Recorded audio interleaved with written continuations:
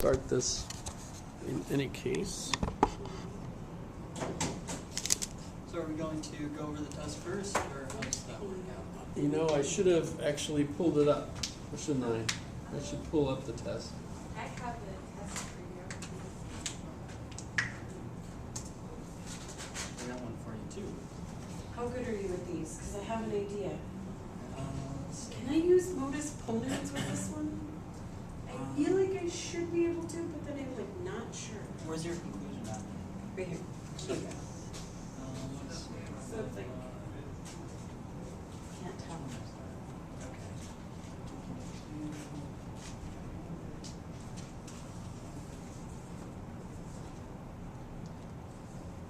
This building bounces when people walk Yes. heavily, and it always makes me feel like there's an Really? And earthquake. trucks.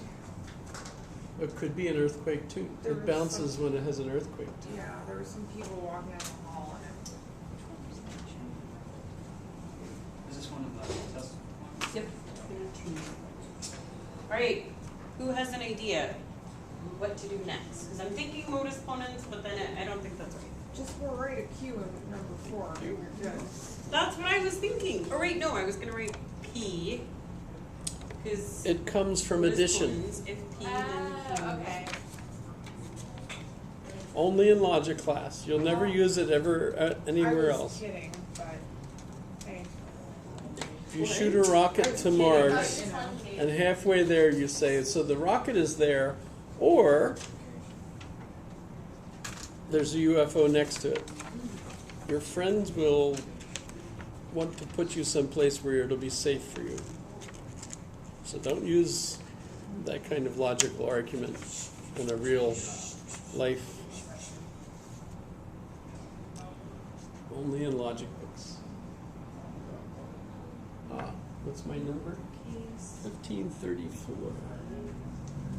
Oh, try material implication, I believe. I think I forgot the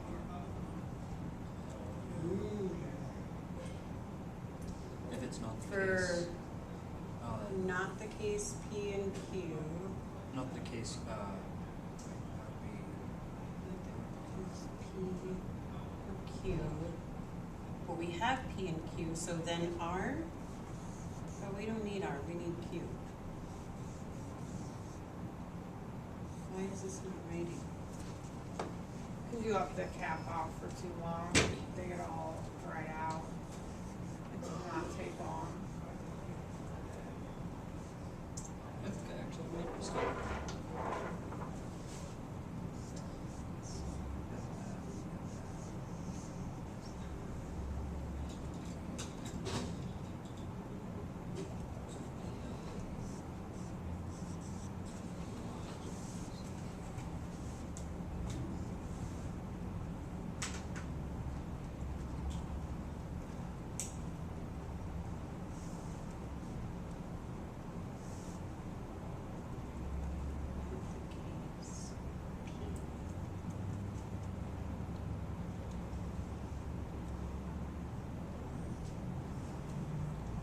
I'm making it difficult for you.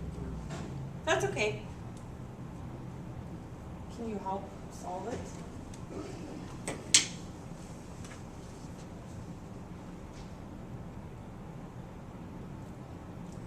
So you have R? How did you get R? Implication? No, that's not right. No, I lost how I did that. Okay, yes. Well, what you should do, No, that's disjunctive syllogism, right? No, that's not right. let's see where R came from. Implication would be right. What you want to do though is, So like we were thinking, so Not not the the case. case P or Q, but we have Or if P then Q. right. So if you change this Yeah. to if P then Q, then R. That's this changed by implication. Oh. Because you just change. Remember, replacement rules can work inside the line. Oh. inference really? rules, so the first set, the 8 rules, all apply to a whole line or even 2 lines. Right, like modus ponens is 2 lines, right? But replacement rules replace inside of a line or a whole line.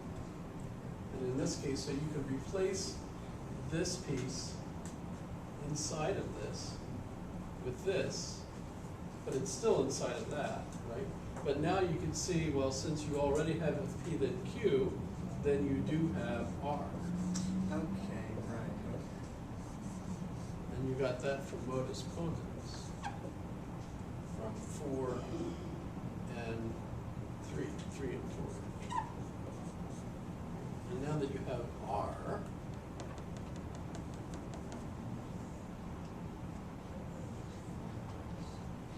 you can add S.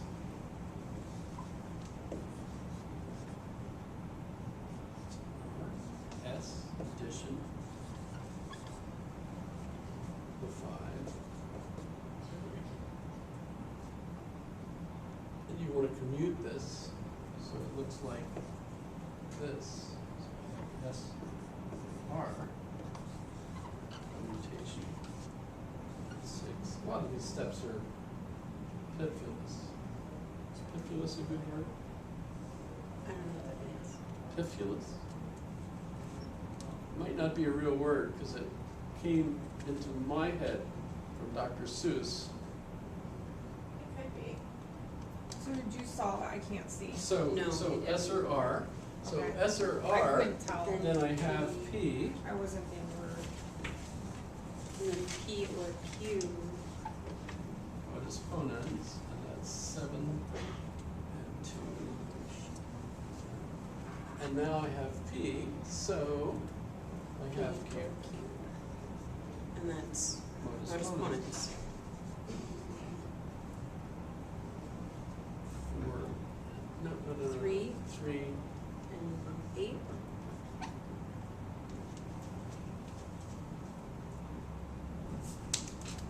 It's hard. They get easier as you do practice. It's like math, but with no numbers. New rules. Wait, don't erase it.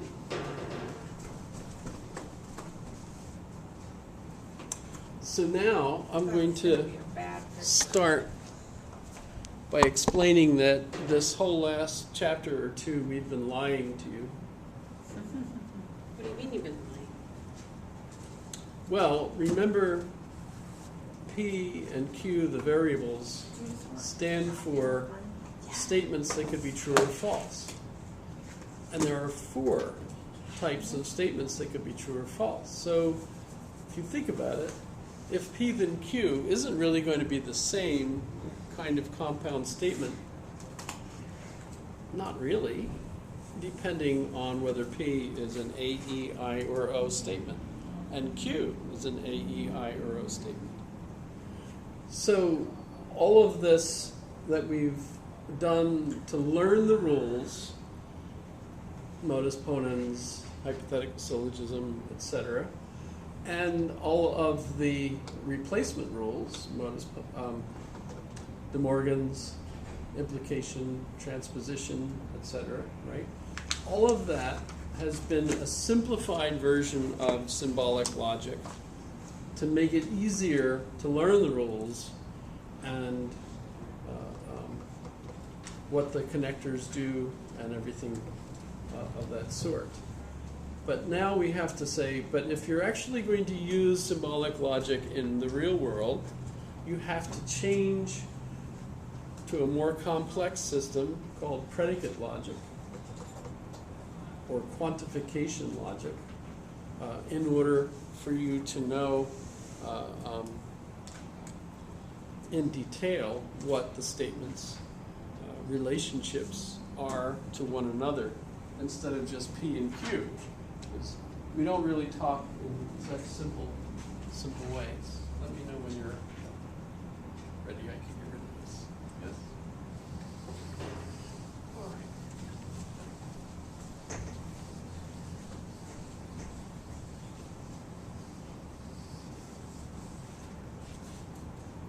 So basically, what we have to add are quantifiers.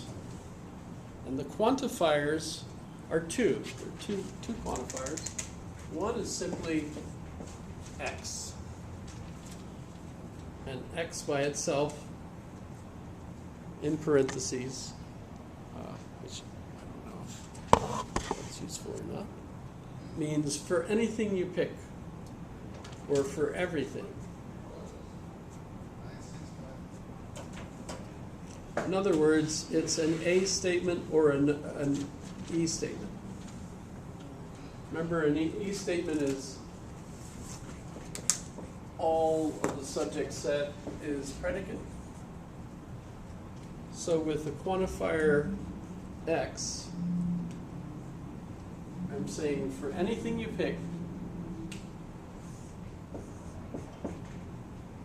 if that thing is the subject, then it is the predicate. However you want to say it.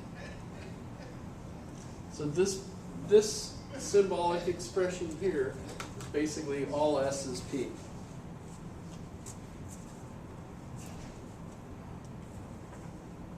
Instead of a statement P, right?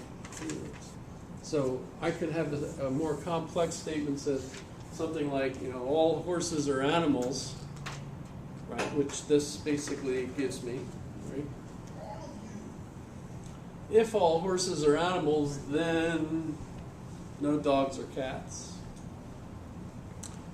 And notice, no S is P is also X, because it's a universal statement, right? So we're saying for anything you pick, if it is the subject, then it is not the predicate. No S is P. Right? It's not the case. Notice they're almost identical, except you have a negation in this case. This is an A statement, this is an E statement, right? So imagine if I had an if P then Q statement, and it goes, if all S is P, then no dogs or cats. That's more like the way we really speak. So we have quantifiers, these two things, right?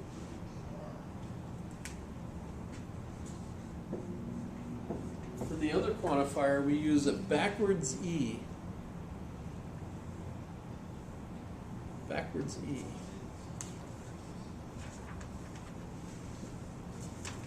Remember, this one stands for sum S is P. In this case, there's at least one backwards E with a variable, right? So there's at least one X such that X is S and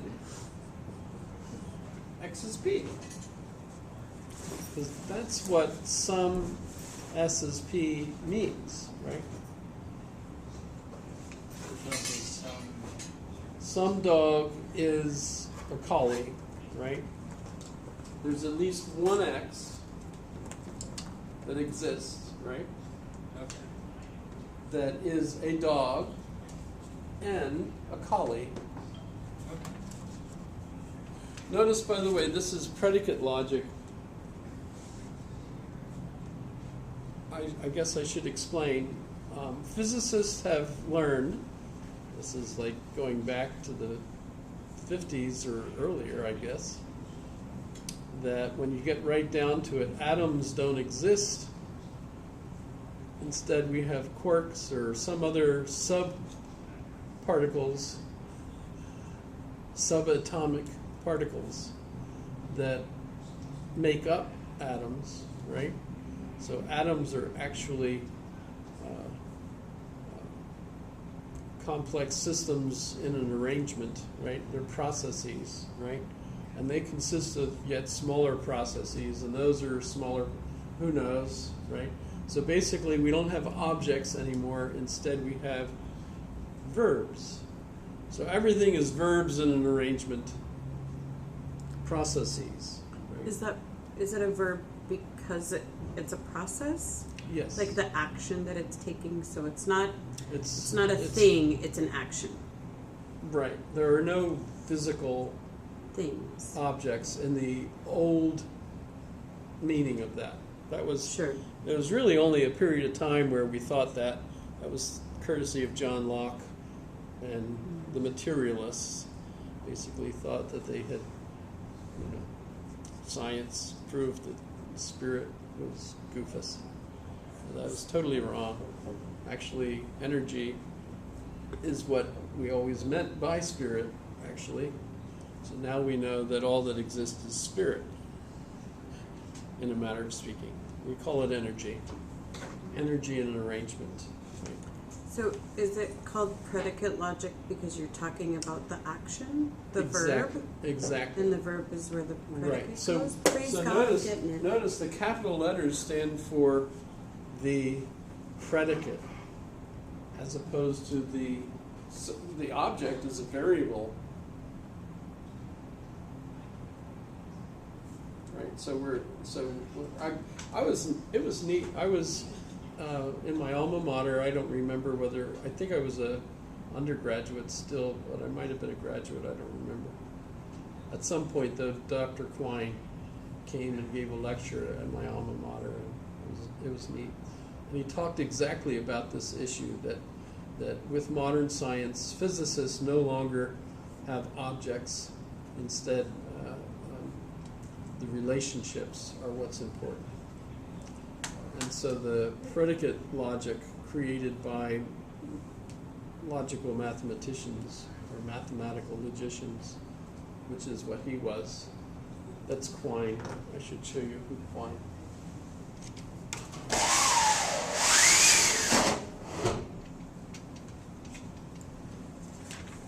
Have I ever mentioned Quine before? Mm-mm.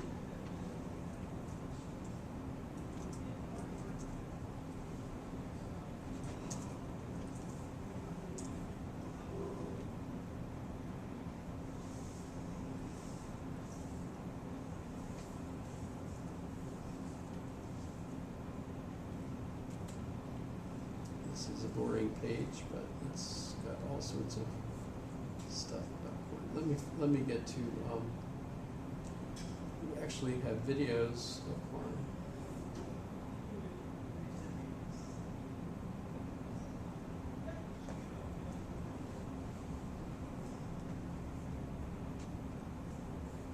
I think of philosophy as continuous with science, even as a part of science. Well, if it's continuous with science and even part of science, how does it differ from the rest of science? It differs in generality and in abstractness. Science is a continuum extending from history and engineering at one end, if we think of science broadly, to such abstract pursuits as philosophy and mathematics. at the end. I'll turn it down. Philosophy considers the question of the nature of cause, for instance, where physics contents itself with finding causal relations between specific sources. So that's Quine.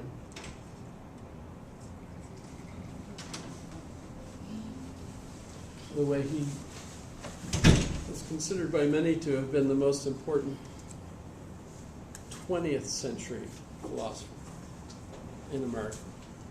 Does that make sense? Mm-hmm. This is the 21st century now, right? He died in December of 2000.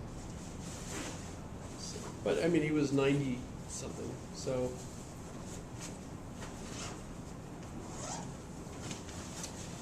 in any case, so This is our test, just to look up. this is the test, and it's so here's the thing. Last one. Let me do the last one. There exists an X such that X is S, and it's not the case that X is P. So some S is not.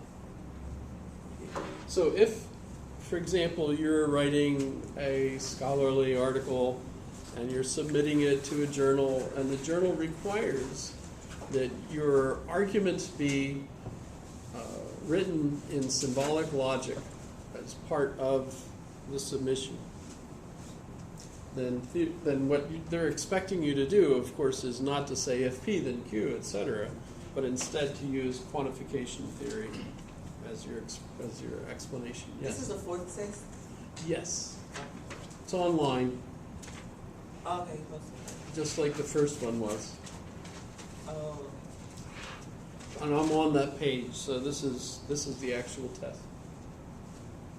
I thought the last one was going to be essay test.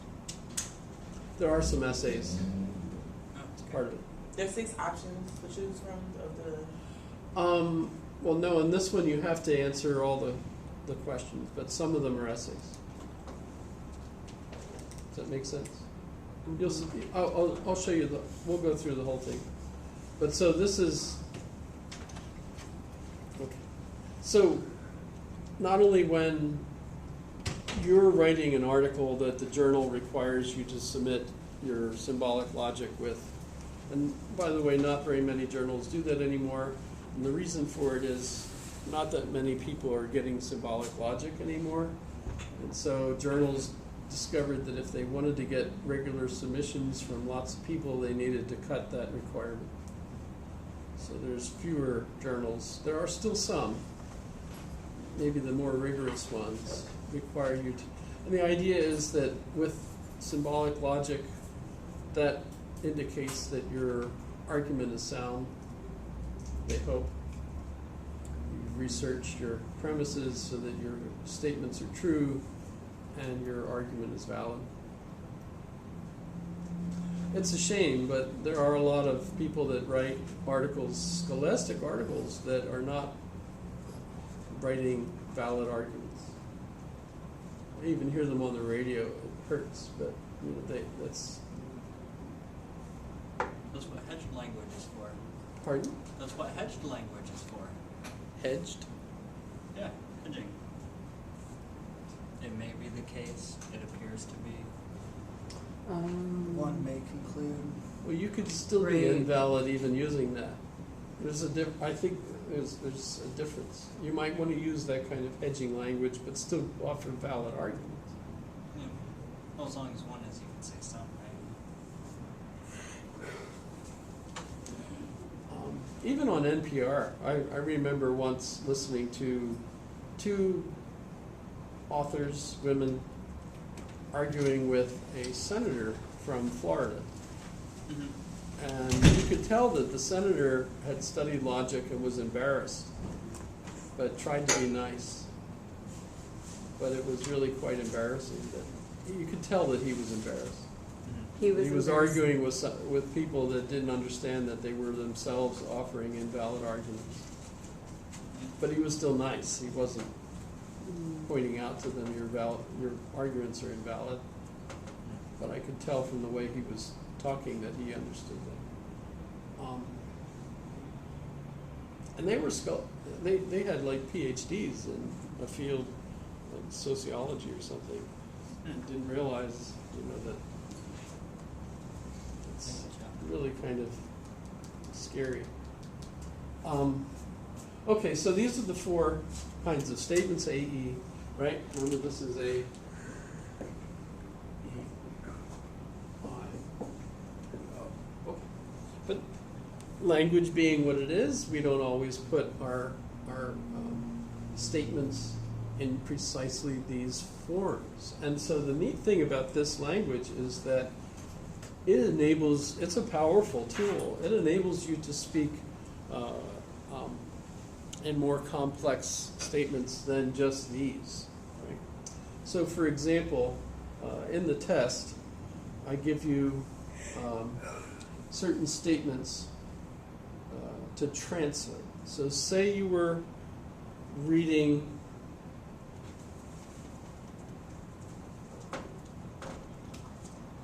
a paper, and you came upon a statement exists an x such that for all y, if x is p, then x h's y. By the way, I just actually translated that for you. But your job is to give it in a everyday speech translation. And so even though I kind of did that, you know, there exists an x such that for all y, if, because this is a horseshoe, if x is p, then x h's y. Now, you use the dictionary to figure out what that is all about. So, and you have to be careful because there's one place and two place predicates. So for example, when you look at this, if you have capital P, small x, that is equal to x is a person, right? X is a person. X is a librarian, XL, right? X will earn an A in logic. So the X stands for exists A or? X is a variable. Okay. In fact, just written like this is actually incorrect. It has to be bound by a quantifier, and so in these dictionaries they're not, but in these expressions they are. You'll see, they're bound. In other words, X by itself doesn't mean one or many. You have to have the quantifier telling you, in this case, X is for anything you pick, all, right? Okay. In other cases, if it's E, backward E, X, it means there's at least one, Okay. some, right? But now here is a two-place predicate. And this is something that Aristotle never dealt with, as far as we know, and that's a reflexive predicate, where you have the X doing something to Y. So in this case, X borrowed Y. Oddly, Aristotle apparently never got into verbs that were kind of requiring a connection between two objects. I gave you the book. How would we actually change that into just an AEIO statement, right? Or here we have X studies harder than Y.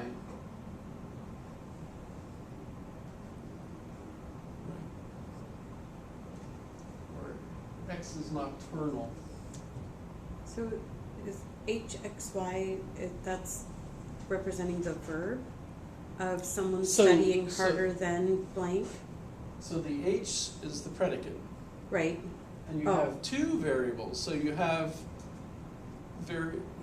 X is Uh-huh. one individual and or many. Y is another. We don't know whether it's individuals or all, because we don't have, this is just a dictionary, it's not a real statement. But this is your list, your index or your dictionary that you look them up. So if we go back to the first problem here, and it says there exists an X such that for all Y, X is a person, if you remember from the, right? If X is a person, then X studies harder than Y. And the X is at least one. So more specifically, this becomes someone studies harder than everyone. Or everybody. Someone studies harder than everyone, which would be the answer to the first problem of the test.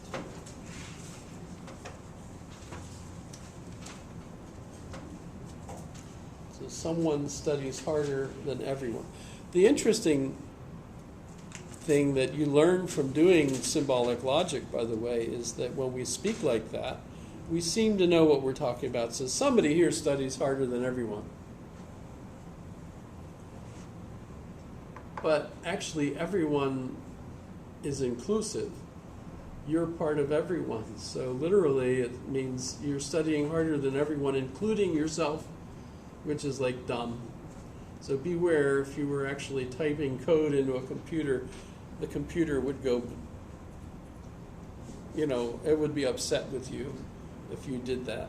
So you would actually have to have something to remove that recursive nature of that statement.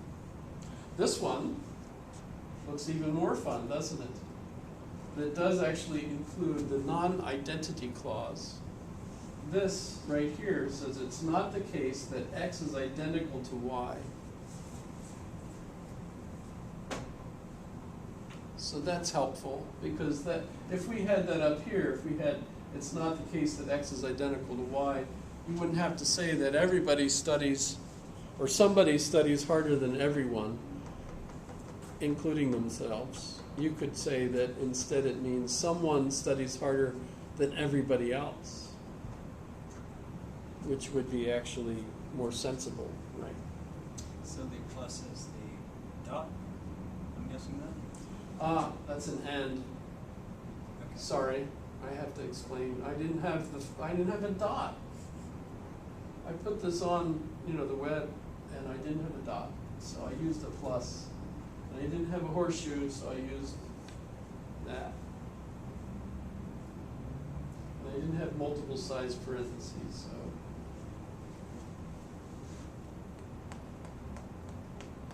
And I didn't have a backward E either, so I had to use a frontward capital E.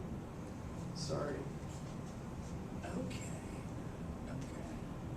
It's actually supposed to be a backward E. That's the quantifier. Yeah, that's the quantifier. Okay. Things are starting to click maybe a little bit. So the So quantifier. this one here is someone studies harder than everyone, including themselves. And that's a point, by the way, if you notice to put that, including themselves, because you're recognizing that this is self-inclusive. You do that. But this one now, we have the non-identity clause. So in this one, we have there exists a Y such that for all X, if X is a person and it's not the case that X is identical to Y, then X L's Y. What is L? What is L in that case?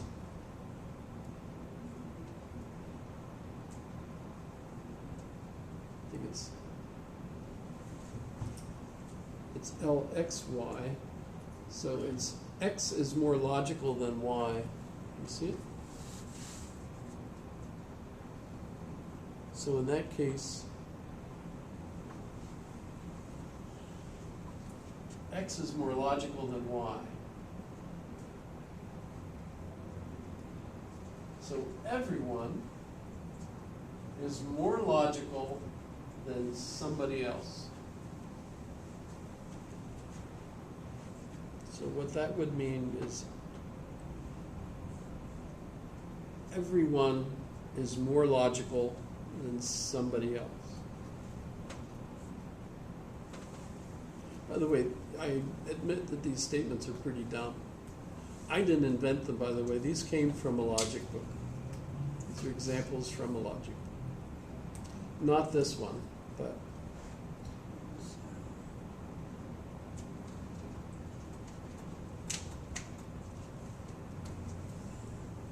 And then the last one here is X is more logical than Y, but this is just a single predicate, right? L. So this is, and Y is not a librarian. So what do we have here? We have someone So everyone is more logical than someone who is not a librarian.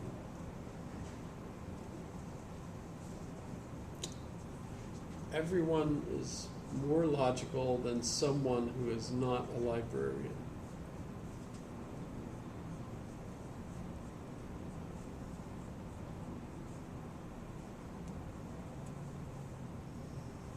So that's fun. Now, when you're doing proofs with quantification theory, you have to remember that all the rules are based on statements that do not have quantifiers in front of them. And so for you to do proofs, which you have, for example,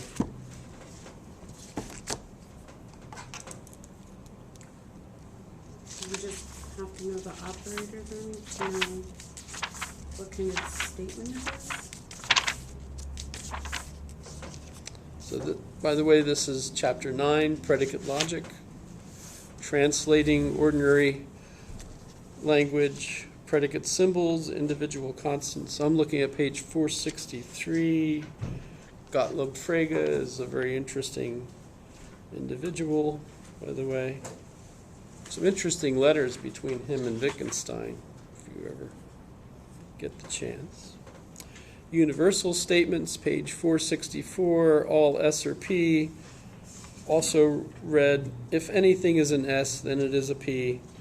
And the statement forms for these, all S or P, notice on page 464, you have for all X, if X is S, then X is P. Do you see it? You could read it as for any X, if X is an S, then X is a P. Like all horses are animals, right? You know. No S or P. That's what I have written there, basically. All humans are moral agents for all X. If X is an H, then X is M, etc. So you have symbolic translation of different statements. Bound variables, when you have it grammatically written correctly, you have all of your variables are bound so that you know how many they are by the quantifier. Quantity, right? Quantifier. Particular statements, notice those are, you use an existential quantifier, which is the backward E, page 466 at the top. The neat thing about this symbol system is that it makes, yes? Did you have a question? No. That this makes us pay more attention to what we're talking about. So we're more careful when we're doing this. So, when you're writing computer code, you have to be way more careful about what you're saying to the computer for the program to run properly than when you're talking to mom